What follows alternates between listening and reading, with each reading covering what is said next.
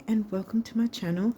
This is the reading for the rising sign of Capricorn for the rest of, or the remainder of August, but it's most likely going to move into the first half of September as well, because I know I'm going to be posting these later in the month. So yeah, apart from that, I will still mention my other video that I do that dovetails the card reading video. Obviously, the other video is not a card reading video. I show the charts. It's astrological highlights where I pick out certain dates and talk through the aspects and the energies and how it might play out in life, you know, and how we can work with those energies. And I've got specific dates all the way up to the end of the month, so it's well worth taking a look at, because you'll really get the most out of the month. You know, dovetailing your reading and the highlights video together. So yeah, I recommend taking a look at that, and the link to that is below in the description box. Okay, so let's jump in, Capricorn risers, and see what cards came through for you guys. Well, your ruling planet, Saturn. So the seriousness of Saturn, getting your ducks in a row. Perhaps that's Capricorn, but let's see where it's 12th house, Sagittarius. Here we go with the throat thing. Venus, what you value. Valuing your freedom. There's a serious tone though I'm getting. Pallas Athena, weighing up the pros and cons about what you value. So some sort of Virgo.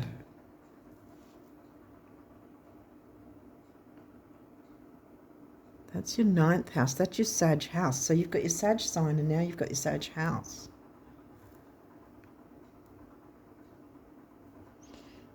Has there been some issue around either your health or the health of someone else, who and what you value, or your service, you know, health duty, service to others? Duty, Aquarius.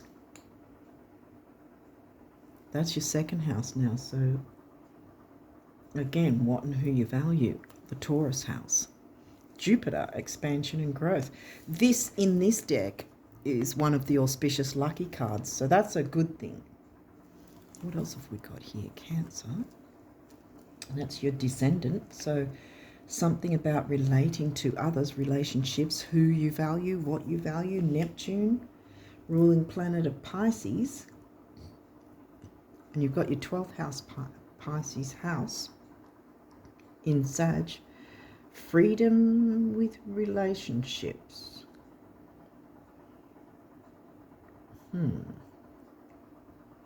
Aquarius, friendships, groups, social circles. But it's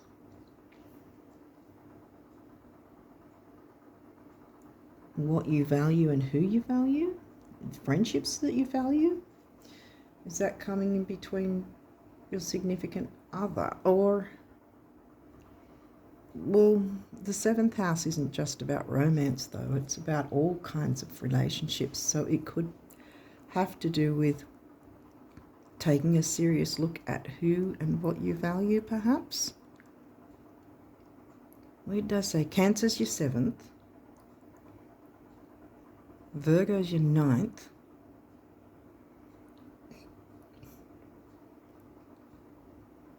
and obviously Aquarius is your 2nd. Let's see what else is coming through and see if we can get a better. Now we've got the Pisces sign. This energy is wistful, endlessly loving, compassionate, and forgiving. It confuses and softens resolve. I got a bit of, not hiccup, but you know, I sort of jumbled my words for a second when I was with the word forgiving. Do you need to forgive someone, or does someone need to forgive you? You can't pressure people to do that, but I mean, you can make it a little easier on them by not being an ass. But yeah, sorry, sometimes I get in a mood and it just comes out. But Neptune, the fogginess of Neptune, we're in Mercury's post shadow by the time you see this, at least. Pallas Athena is an asteroid, and she's about weighing up the pros and cons, the warrior goddess. Weighing up who and what you value, perhaps. Or perhaps it's weighing up what emphasis you're placing on who and what you value. And perhaps there hasn't been enough of it or something, maybe. Or it's either you or someone doing that to you. Feeling like you're not being valued, you know?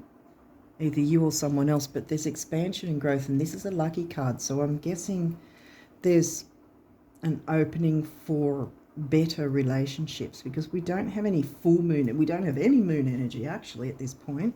I mean, the Cancer sign is ruled by the moon, but other than that, that's a stretch. Well, in terms of the fact that no moon cards came out in your reading is what I mean by that's a stretch. But yeah, let's keep going. Trine flow. Easy go, easy flow. So it looks like, yeah, there's a lot of Piscean themed energy here, and I think this is where, because with Virgo and Capricorn particularly, we can kind of be quite a bit matter of fact and straightforward, and don't generally always, we're not really known for easy go, easy flow kind of thing. So I think this is where it's asking you to jump into your Pisces energy, jump into your 12th house. You know, Neptunian energy. And since Pisces also came out, which is third house, is communicate, right? That's the Gemini house of communication. So communicating in a Piscean easy go, easy flow way is going to be how you can expand and grow on what and who you value. And technically this seems to be more about the people you value rather than just things that you value, items, money, whatever. And maybe this is also, if you were focusing more on items and money and all that sort of thing, that this is sort of a nudge to say, take notice of the people that are important to you, that you do value, that perhaps they need a bit more of your time in a not bad way. You know, Taurus, the bombshell. So now we've got the Taurus sign. Well, that's in the Leo house. Again, with the values, the Leo house covered by the sign of values. So having fun with what you value. Enjoying what you value. Yeah, expansion and growth. Yeah, and the sun shining on that. Yes, being. Empowerment. Yeah, this is looking really good actually at this point. Third house, perception. Now we've got third house again. How's your perception? Because it looks like you're going to really have to swim into your Pisces energy. This might not be an easy thing for Capricorns. And like I said, I have a lot of Virgo in my chart, so I'm the other one, the other sign, like you guys, that's a bit matter of fact and not really in our feels so much. And I think that this is saying get in your feels, because it's going to be expansive for you and it's going to be a good thing. Go with the flow and be more gentle and dreamy kind of thing with your communication with others in a genuine, honest way. in a way that's, yeah, empowering and transformative. Yes, Pluto. Boom. And 12th house, surrender. Surrender to your 12th house. Yes. So there's some important relationships that need your attention, or at least one of them anyway, that need your attention. And the way to tend to that is to communicate the Gemini house in an expansive way, because Jupiter's also the co-ruler of Pisces and 12th house themes, along with Sag, of course. Did we get Sag coming in? No, we did not. No. 9th house, though, yeah.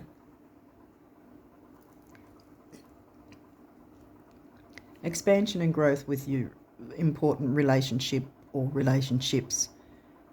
That sounds like a good thing, and the way to forward with that is to communicate in a gentle, peaceful, maybe dreamy, artistic kind of way, or talk about artistic things or whatever, you know, have an open communication conversation, or talk about the things that you both have in common that way, you know, some sort of artistic thing, or in some way, or some sort of, well, it's also about psychic ability and ESP and all that sort of thing. Could be something like that as well, you know, open the line of conversation around Piscean themes, and possibly in a more gentle, dreamy, nurturing, because we've got the Cancerian sign there as well, you know, nurturing way, and that's going to expand things and empower and transform. Easy go, easy flow is the way forward, I think, with whatever relationship or ships this is. Good. Oh, opposition, confrontation, yeah, because I think until now it's been like this.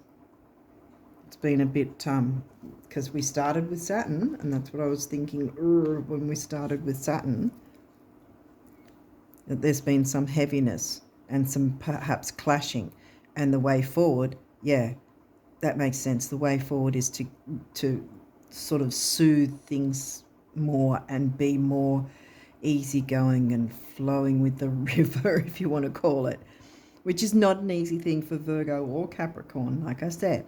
You know, I'm not pointing the finger at you, because when we point, we have our 3 fingers and a thumb pointing right back at us. So I'm not sort of, but you can turn this around by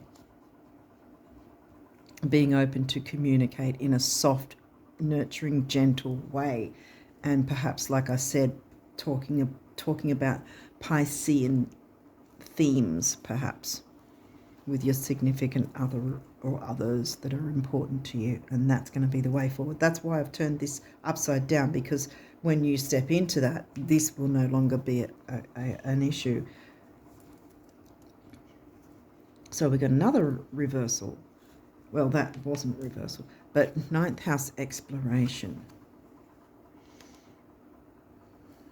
You haven't perhaps explored the expansiveness of communication in a Piscean way, but you will. You haven't yet done it, but you will. 3rd house, communication, and that's upright, see? 3rd house, Pisces in the 3rd. And last but hearth. And this is the Vesta, getting to the hearth of the matter, yeah. Which will shine a light on more of a fun way to express yourself. Yeah, expressing yourself in a kind of fun, enjoyable way that empowers, because Taurus is about, you know, self-worth, empowerment and liberation and all that sort of thing as well. Transformation. It's all here. Get to what's at the heart, what's at the core, the heart of the matter. Getting to the heart of the matter. And the communication, this was upright. You saw it. This is going in your favour if you are willing to tap into these softer energies.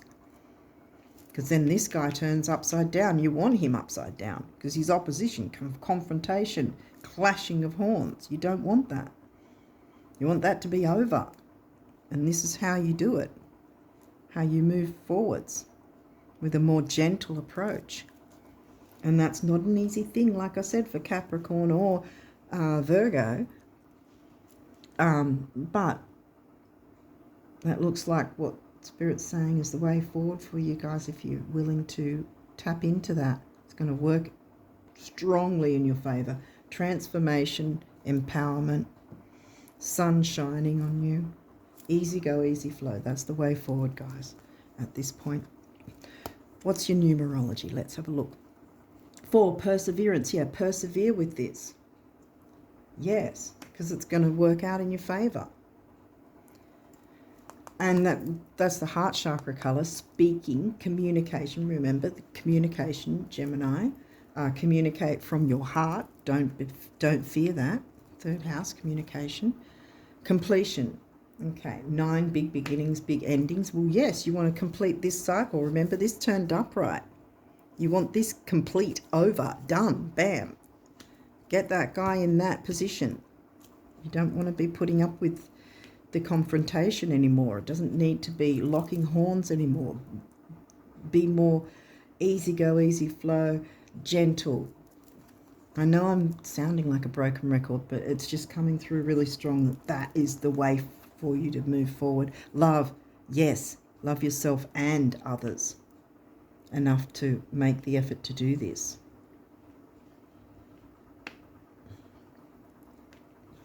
Put those.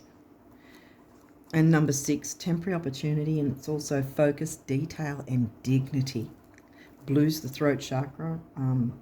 Yeah, a lot about communication, and how you communicate is going to be key to this. Relationship change. Okay, whenever this card comes up in a reading, I always say it doesn't say relationship end, it just says relationship change. And that's a good thing, because we want to be able to grow and what's the word for it? Not expand, what's the word for it? Learn and grow. Well, we want to grow in our relationships. We don't want to be staying the same the whole time, because there's no growth there. There's always change in whatever relationship. And this is asking you to be open to change for the better, where everyone feels empowered and everyone's, feeling heard, seen, the sun. Listen to, communication,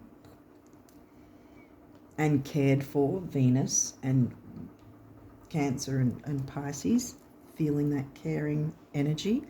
5 is freedom and change, and 6, we just ran through that. 5 and 6 comes to an 11, which is the relationship number. Throat chakra, heart chakra, speaking your truth from your heart, which again might be confronting, but that's seriously, Capricorn, that's your answer. 2, patience. Yes, patience with yourself and others, because this is also the relationship number here. And this is also the sacral chakra, which is creativity, healing, relationships, sexuality, that sort of thing. Might all come into the focus there.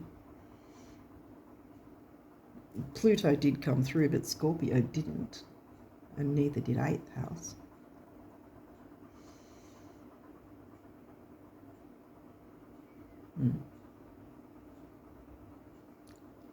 But yeah, I think that you've got the answer here, that the way forward is what type of communication you do. The idea of really getting more gentle energies coming through.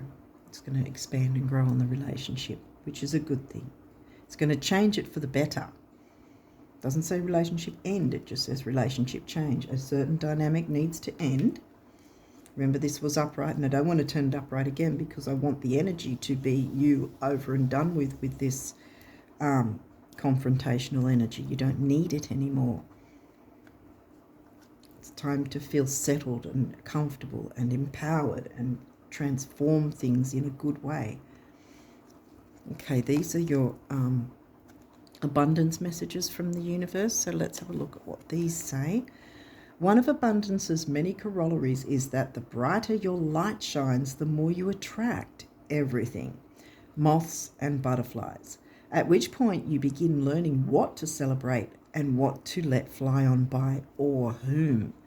Flame on the universe. For some of you, it may be the change might be someone needing to fly on by away from you. So sometimes that sort of stuff does happen, you know, but it's some people are here for a reason and some are here for a season, you know.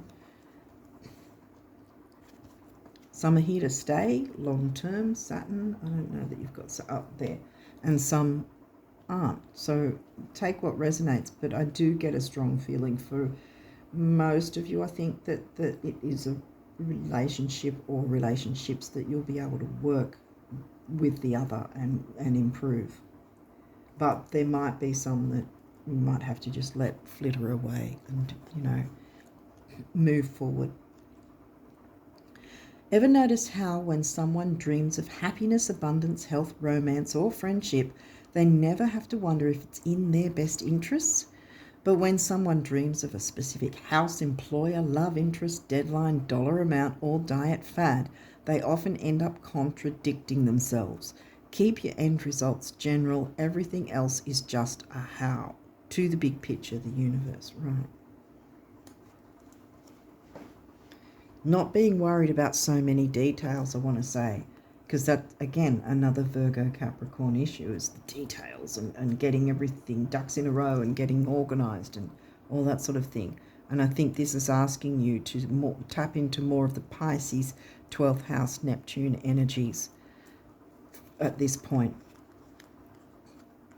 There's always time to get ducks in a row anyway, and I think that for the majority of you, you probably have enough of your ducks in a row anyway, so it's time to look at those relationships that mean something to you and work through those.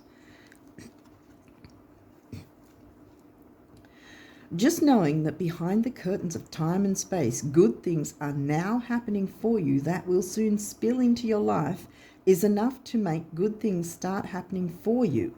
Always know this, because they are so happy for you, the universe.